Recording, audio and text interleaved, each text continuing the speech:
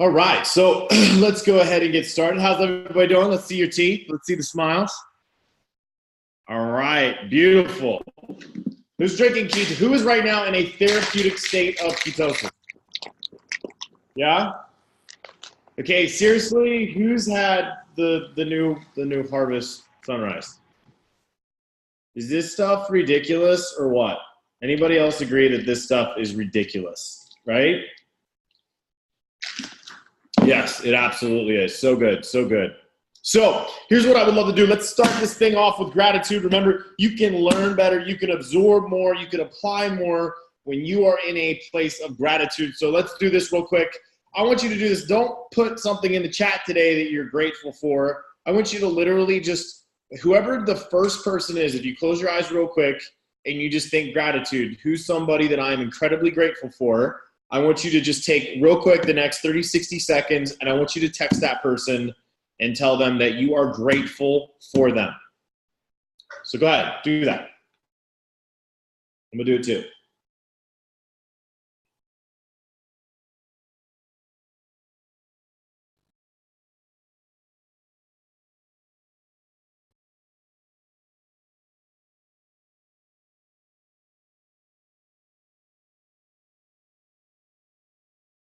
Hey, Brett, you too, buddy.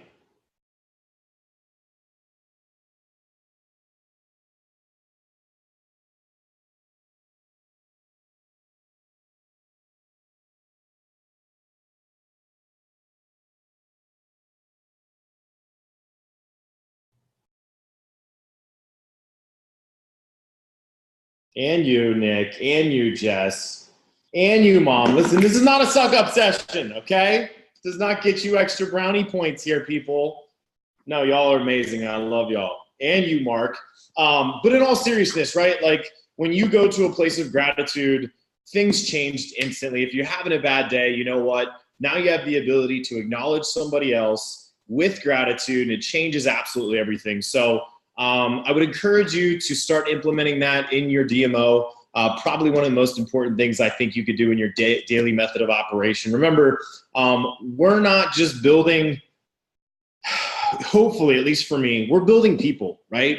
We are truly building people. We are helping people become a better version of themselves. And, you know, for me, I will tell you that while obviously, you know, I wanted lifestyle, I wanted time, I wanted money, I wanted those things, the journey of building people and what that's, you know, what I truly look back and I see the amount of relationships that I've been able to develop and truly see people change their lives is so much more rewarding. So, but I will tell you that all starts from a place of gratitude. That's some of the things we're going to talk about here today. So very, very quickly, just a quick reminder, Keto Nat, right? Who's Nat?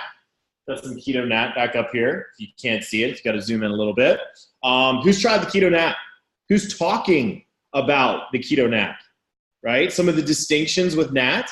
Remember, our entire product line is moving Nat. However, one of the things that obviously, hopefully, that you've picked up on is the taste. You know, it's got a very distinct, I think, the taste. I don't know what it is about the fermentation process, but for me, it tastes, I don't want to say better, but obviously it gets better.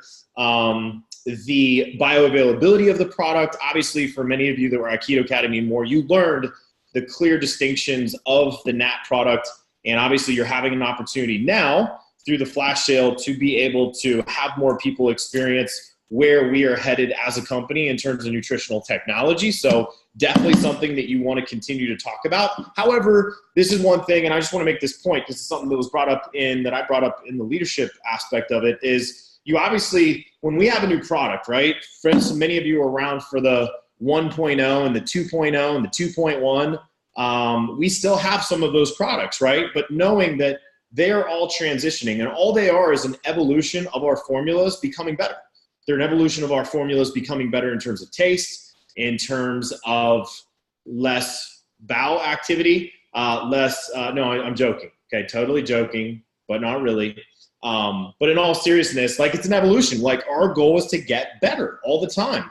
I love the fact that, you know, the goal is how can we make our ketones better? right? More bioavailable, more effective, more efficient. Like, how are we distinguishing ourselves from everybody else out there in the marketplace? So the point is that you obviously, in this case, knowing that we still have those other products, you don't want to down one in order to promote the other, but you can start to create some clear distinctions on, hey, obviously our products are only getting better, but at the same time, have we had millions of positive experiences with the 2.1 that is still in your back office? Yes, we have. Have we had millions of experiences on the Max? Absolutely. Best product on the planet until Nat. So just know that it's an evolution. Obviously, you have different formulas. You have different versions, taste, whatever. And the big thing, I was talking to somebody today on a three-way call, and I just mentioned that, hey, you know, flavor is a big deal, right? How something tastes. Taste, in my opinion, equals consistency, and consistency equals results. So, you know, it's like me, like greens. I know that I should be taking my greens every day, but excuse my language, they taste like shit. So honestly, I end up taking them like every 3 to 4 days because they taste like shit. So I'm not excited to put poo in my mouth every morning that I wake up, but I know that I need it. I know that it's good for me, and I know that I should be taking it. However, it's hard to be consistent because it doesn't taste good. So remember, for you, for your clients, for your customers, that's still to this day why the 5 and 10 day experience, one of the reasons. Sometimes it's, well, you know, all of the, why are we doing this 5 and 10 day? Why don't they just go sell? Because if they don't like the taste of it, they won't take it. If they won't take it, they won't get results. If they don't get results, no customers, right? And if there's no customers, they have no opportunity to ever get excited about turning this into an opportunity. So just something to remember. But I would stick to the distinctions of, it's a natural fermentation process, it's more bioavailable, blah, blah, blah. But not like, hey, this is way better for X, Y, Z, and no, the Max isn't good, or no, the 2.1 is good. If it's still on the website, you still want to make sure that you make it available to people, because who knows? That may be what they like. That may be what they decide to take consistently for whatever reason, and that's what they're getting results with. So just something to keep in mind. For those of you that haven't registered your tickets for LCD, make sure you do that. For those of you that are committed to and are headed to LCD here in a week, congratulations. I promise you that you will not regret your decision to take 3 weekdays out of your calendar month, year, in order to attend LCD. It literally is, at this point in time, the pinnacle of learning here at Pruvit. It will start to develop you and create an awareness that will allow you to become a better person. It will allow for better achievement. It will allow for the opportunity to become a better leader ultimately. So just know that LCD is such an important part, and it's evolving. It's only growing. It's only getting better. I mean, I don't know anything we do here at Pruvit that we don't focus on getting better, right? It's the whole theme. Our goal is to help people on a daily basis create a better version or become a better version of themselves. It's the same way with our products. It's the same way with our events. We're always getting better. So a couple of people I want to recognize. So real quick, Kara and James Whitmer, Cindy Miller, Heather Harold, Ron Morrow, Heather Emerson, who else? Joe Tremazzo. Like, your actions have been all out, committed, focused. You've been crushing it. You've been taking, 10x action, daily activity. You've been coaching. You have been an incredible team player in every way, shape, and form. Big shout out to y'all. I want to give a big shout out to Riley Pearson. Just actually got off a 3-way call with Riley here about an hour or so ago. Riley's a brand new MVP, and Riley is someone that's taking advantage of local market, local environments. He's also somebody that is incredibly teachable and coachable, always wanting to learn, always wanting to be better, leveraging his coach. Leveraging his coach is plural, and he is putting himself in a position to be able to model the behavior that is required in order to get results with this business, with Pruvit. So big shout out to you too, buddy. And anyone else that's obviously hit Go Pro, Go MVP. The Go Challenge is still such an important part of your business. You want to create a Go Pro, Go MVP factory. That's absolutely should be your focus out of the gate, helping people have success. Why? Because the sooner they can have success, the more committed and the more belief can occur in them personally. Remember, the momentum cycle starts with the belief in yourself, right? And in this case, the belief in yourself, it would start with the belief in the industry, the belief in the product, but the real foundation is the belief in self. And obviously, if you make more money, if you make bigger impact, if you get more people exposed to the ketone conversation right out of the gate, the opportunity for them to have more success, the opportunity for them to open up to more coaching, to participate more, to take more action is going to go way, way up. So obviously you want to continue to make that a focus when getting someone started. So real quick, transitioning into being a machine versus building a machine. So here's the best way that I could explain this, because first off, we have to differentiate. And I think one thing that we don't talk about enough when it comes to this opportunity to be a prover, one thing based on my experience in this industry and why it differs so much from everything else out there, I want you to think about this, right? Go through, any job that you've ever held, whether it be in a management position, it could be a Fortune 500 company, it could be hourly, it could be salary. A lot of times in the pursuit, right, of more money, you will typically in that position lose out on time, right? Then you could look at investment opportunities. You can look at, all these other things that either require a lot of capital or, for instance, we have so many people that, gosh, they want to just live life on their own terms. They want to pursue their own passions. They want to do all these things. The problem is that many of them, they have a hard time marrying up their passions with the ability to be able to profit. So what they find is they have a lot of time on their hands and they don't have they don't have many resources, and they don't have the ability to be able to do those things that they're super passionate or that they love to do. And, usually all of us at some point in our life, I think we can identify with either scenario. It's like anytime I've chased money, I've lost out on time. Anytime I've chased more time, I've lost out on money. And it's like, damn it, it's always evading me when I'm trying to go for one or the other. The most attractive part about community-based marketing is the ability to be able to leverage a community, building and developing a team, leveraging a system, and creating a compounding factor, right? To be able to compound your time, to be able to compound essentially your resources as well. So what do I mean by that?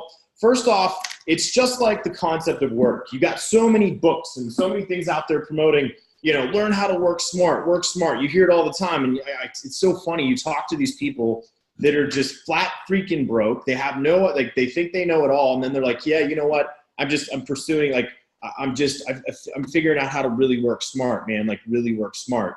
And, I'm reading these books about really being effective and really working smart. I'm just going to flat out tell you, you won't even be able to translate. It's like the book. I remember when did anyone ever read the book 4-Hour Workweek by Tim Ferriss? 4-Hour Workweek. You don't have to get through one chapter to realize that dude absolutely worked his ass off to get to the point of trying to convey what it means to have a 4-hour work week. I love the concept, but most people, they were so involved in reading, I'm going to have a 4-hour work week. You don't look at the amount of time, energy, effort, resources that dude put into testing all of his philosophies and all of the things that he was doing in order to create. I love what he was saying. He's like, hey, it's like the 80-20 rule, right? There's always an 80-20 rule into effect, right? There's typically 20% of the people that create 80% of the whatever it is, right? Or there's always, it's usually those small focused things that get the most juice, and you have to identify what those things are that are the most creating, or that are the most return, that have the highest return on investment, and focus your energy and effort there. And I would say that that's very applicable, because I think all of us could look at things in our life that are absolute time wasters. Things that we put in our focus, our energy and effort, and they yield us nothing, right? For some of it's different for all of us, but I get it. But the point is this, and I had a mentor talk about this a long time ago, and it made a lot of sense to me, is he said, listen, do I believe in working smart? Absolutely I do. I believe in being more efficient. I believe in being more effective. But the only way you'll be able to identify how to be more efficient, how to be more effective at anything, is to first work your ass off, to work really, really hard so that you can analyze and assess what is smart versus what is hard, right? Something we think it's common sense and we think, but I promise you it's really, really not. And the concept of building a machine versus being a machine, I want to be very clear at this. And I'm making some direct correlations, or I'm going to make some direct connections that hopefully make some sense. Jairek Robbins talked about at the leadership in the Circle of Champions meeting at this past event. He talked about, 3 categories of people. You have takers, you have traders, and you have givers. And here's how I kind of look at this. I look at somebody that is just wanting to be a machine. There's a lot of taking involved in order to be that machine. A lot of taking, right? Very, very inward focused. A lot of taking has to occur for that machine to keep going. Versus building a machine, it's a much slower process. It's very intense. It's very time intensive. However, it's the concept of giving. Like literally, you are constantly giving. You're constantly giving of your time, your energy, your effort, your resources, because you're building something. You're building something that has the ability to continue to run, whether you're there or not. That has the ability to run. In this case, maybe it's the building and the complementing of effort. And I'll talk about that here in a second as well. But I want you to think about it this way. I was taught this a long time ago, like, hey man, you want to be duplicatable. You don't want to be duplicatable. Like nobody else wants another Nate Justice. Like one of them's enough. Like Anna can only handle Nate, right? 2 Nates and she's going to be freaking out, right? She's not going to be able to handle that. 2 Lori Alibertis, could you imagine that? I could not imagine that. I mean, I love Lori and I love just her. Like I can handle one of her. 2 of hers, that's just a little bit rough. But in all seriousness, like we have to be the best us we can be. And we don't want to duplicate. We want to replicate. We want to replicate effort. Even better, we want to multiply, right? Hell with duplicity. Let's talk about multiplicity, right? It's an old movie. Who was it? Michael Keaton, right? I don't know. I watched it a long time ago, but it was awesome because he had somebody, he was able to hang out with his wife and he had somebody mowing the lawn. He had somebody taking care of this. He had somebody taking care of that. He was compounding himself. He was multiplying himself in order to compound time, in order to compound resources. And the coolest thing about what community-based marketing does, if you decide to build a machine and not necessarily be a machine, it will change everything. There's not too many things in this life, in this world today, that truly has the ability to create time and money factors, both together, collectively. However, how much of either one that you have is a direct correlation to making a decision to either be a machine or build a machine. Here's what I mean. The first step in this process is you working on yourself. Right now, you have to ask yourself, do I want my calendar, my personal calendar from the last 7 days, do I want it to be replicated? If it was replicated right now by 100 people, would you be rich or would you be would you be even more in debt than you are now? Would you want it to be duplicated? Because here's what I will tell, or excuse me, would you want it to be replicated? Because the true, when you start the process of building a machine, I will tell you it takes, like I said, a lot of effort. This in the beginning, and this is, I love the distinction that Jairek made at the last event. He said, listen, a taker in the beginning will look like they're winning. Meanwhile, you have a servant's heart. You want to give, you want to build, you literally want to spend time with people. You want to help them to develop their skill sets, their mindsets, everything that it takes to win here. Because I'm telling you, what it takes to win here is just consistent, focused, laser-like effort in income-generating activity, right? We get customers, we build teams, and we develop leaders. It's super, super simple. It's really not that complicated when you say it that way. However, it takes a lot of time. It takes a lot of effort. If I was literally flipping back through my calendar in the last 3.5 years, like it was insane because my goal has always been learning from my past mistakes is I knew this time around I wanted to build a machine and not be a machine, right? This time Brian realized very quickly that over 13 years is that I cannot feed my ego in my family. I cannot feed my ego and my bank account. And what's awesome is as you focus on helping other people, You truly focus on helping them meet their needs. You truly focus on helping them develop the skill sets that they need to be successful here. It will change everything. So let me dive into this a little bit more. The process of building a machine, you still want to do it fast. You still want to build the machine quickly. How do you do it? You elicit help. You get help. You get help to build your machine. You find somebody else that has built a machine and you help them. You encourage them, or you drug them, or you do whatever the hell you need to do to get your coach involved in your business, somebody that knows how to get a result, because you want to be modeling. I love it. Riley's had the opportunity to get me on 2 calls here in the last 2 days, and he's like, dude, I just shut up and take notes. I'm like, great. It's those of you that are going to C1, you're going to learn what that is. That's C1, right? That's I do, you watch. You just observe. All he did was he started the introduction, then he just shut his pie hole. And then he just sat back and he took notes. Because he's like, I want to learn how to overcome these objections. I want to learn how to interact here. Like, you do basic income generating activities through running the play that works every day that you're building this business. There's a lot of ways to do it. There's a lot of ways to start and continue the ketone conversation. And many of you know how to get a result, right? Raise your hand real quick. If you have 1 customer, 10 customers, 20 customers, 30 customers, 40 customers, 50 customers, it's nuts. Y'all know how to help someone become a customer. Now you have to turn around and truly help somebody else do the same thing. But it requires the effort of your time. It's like, hey, listen, let me just tell you how to do this. If you will change your mindset of doing something to someone, like, here, let me tell you how to do it to them. Let me tell you how to do it to them. And you'll start doing it for them and with them. It'll completely change the process of building that machine. Because, we sometimes just expect people to be like, well, you should be able to do the same thing I did. Or if you go back to scratch and you say, hey, how did my business get to the point where it is now? How did I obtain the customers I have now? How did I obtain the promoters I have now? What was the process in order for those things to occur? Back to the point. The point is this.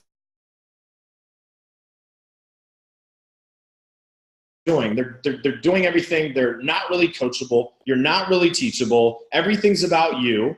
It's hey, I want to take from you in order to get what I need, or I'll even maybe get to the point sometimes where I trade. I'll give you this if you give me this. You're always looking for something out of it, versus the process of building a machine ultimately seems like in the beginning nothing's happening.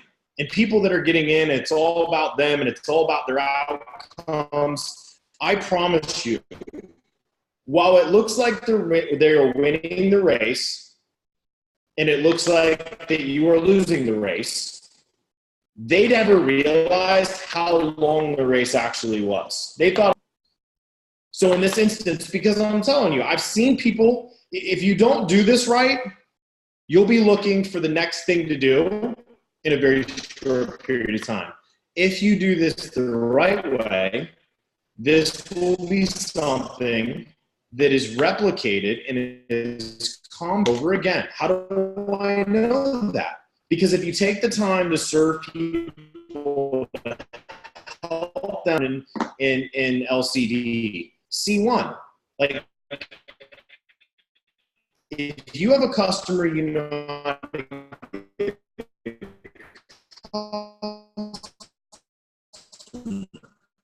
so the same thing you did to get a customer, you're going to help somebody else go through that exact same process, but you're going to model it for them in a C1 situation. Then you're going to move to C2, more collaborative, right? And a person, now they're starting to develop a lot of that same skill set that you have, and you're reinforcing and you're third partying them and you're helping them along the way. Then eventually they will graduate to the third scenario where they know what they're doing, they understand what they can do, what they can't do, and they know when they need to bring you into this situation in order to help, in order to get the end result that they're looking for. But they only know C1, build the machine that you're trying to build. And here's the reason I know it works. The reason I know it works is because this morning, the first, 5-6 people that got started this morning are all in Chinese. I don't know how to read their names. I don't know how their names, but here's what I know. I know that the process has, the machine itself has continued to add on and build on, and the same message in the same C1, C2, C3 type of scenario has carried on now to the point where it's in the other side of the world. It's happening while I'm sleeping. Here's how I know. Here's the difference between a machine, and I want you to close your eyes real quick, and I want you to just think about right now being a machine, like being a machine. And then I want you to think about very quickly what a machine looks like building a machine that you can step back and you can look and you can observe that thing, right? The two situations in your mind should look very different. But the point is when Bryon goes to bed at night, you know what's cool? That machine that I built is still running. It's still operating. But in the beginning, it looked like nothing was happening. Why? Because it looked like I was just giving and giving and giving and giving and nothing was really happening. But what was actually happening is that process of modeling something and truly helping somebody to understand how to do how to bring on a customer, how to transition a customer into somebody that wants to turn this into an opportunity, and then ultimately build a team of people that are going to replicate efforts based on their needs. Because ultimately, remember this, you're just looking for people that are looking for you. You're finding out what do they want to accomplish. You know, some people just want 3 regional coffee shops. Other people want to build a freaking Starbucks massive, franchise that's around the world. Everyone has different needs. Somebody just wants to run the little local coffee shop and have a few customers. It's okay. You all have the ability to help each person in each situation and scenario, because you never know when that little local coffee shop wants to branch out, wants to become a little bigger, wants to become, wants to create a little bit more, right? You never know. We all get inspired so many different ways. Many times it's through our association. We're going to talk about next week the 8 community-based marketing environments. Tying into an environment and being part of a team, this is a whole different topic, but the difference between, if you ever want to have a team, if you ever want to lead a team, you first have to learn how to be a part of a team. And being a part of a team is literally doing whatever it takes for that team to win. Like have you ever thought about being part of somebody else's goal? Like, I know this is weird, but let me just kind of end with this. Sometimes it's always like we're trying to enlist people to help us get to our goal. Have you ever thought about it's like the first thing the first exercise we did in gratitude. Have you ever thought about asking like, hey, I'm so grateful for you making this opportunity available to me. And it's literally the products changed my life. Being around this community's changed my life. Just curious, like, I know you're always asking me what my goal is, but what's your goal? Like, what's your goal? And how can I play a part in helping you reach your goal? Because here's what I know about the universe. Whatever you put out into the universe will come back to you more than what you put out. It's a law. It is a natural law. I promise you. I beg you to put it to the test. Think about it. Think about, hey, what is your goal and how can I be a part of it? And you know what? I want to now, instead of enlisting people to be part of my goals and what I want to accomplish, I'll tell you what, I'm going to model for everybody else what I would love for them to do, which is I want to help you reach your goal. And I want everybody to see me, not from a way of just me. It's really taking your ego out of it, because now you're learning how to be part of somebody's team and somebody's goal, and you're modeling what everybody else, you want them to be able to rally behind you and do the exact same thing. It's a complete role reversal on like, who can I get to create some volume this month so I can hit my goal? How about, hey, what do you need in order to create your goal? You know what? Hey, I want to make sure that I do that for. So here, tell you what, we're going to rally and we're going to make sure that that happens. I just want to give you some perspective. You don't have to do it. I just want you to think about it in a different light. That's what it means to be part of a team so that someday you can lead a team. And I look at my, I've always, my whole goal, after I got over my ego, being very honest, is, I don't know if you ever watched the movie Top Gun. I freaking love the movie Top Gun, right? I wanted to be Goose, right? I wanted to be not Goose. I wanted to be Maverick. I wanted to be the wingman. Right? And if you watch the movie, he had a big ego too. He wanted to go watch. Actually, there's your take action. There's your action tonight. I want everybody to go and watch Top Gun, okay? Because it's the perfect situation. It's the perfect example of somebody that wanted to go be he wanted to be a machine. He wanted to be the ego. He wanted to be the superstar. He had to learn what it was to truly be a wingman. And the whole thing was, listen, you never leave your wingman. Your opportunity to win is coming, but you never leave your wingman. We're all looking for a wingman to help us. Why don't you, for once, stop and look and be somebody else's wingman or wingwoman and see what that replicates versus always focused on how can I get a wingman or a wingwoman. Is this making sense? Is this making any sense to anybody? Because I promise you, when you shift that focus, it'll completely change how you build your business. And then being part of, local community-based marketing events, being part of whatever your coach is doing, and if you'll plug in and you'll support, you'll now start creating a process of replication that everyone else follows. And now all of a sudden, before you know it, you'll look back and you're like, holy crap, I have a team.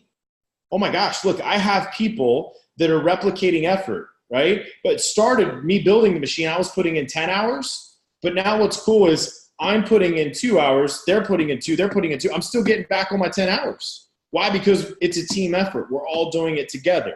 But I will tell you in the beginning, to build that machine, it's going to take a lot of work. It's going to take a lot of give. But if you do, it will change everything. Tonight was a lot of mindset.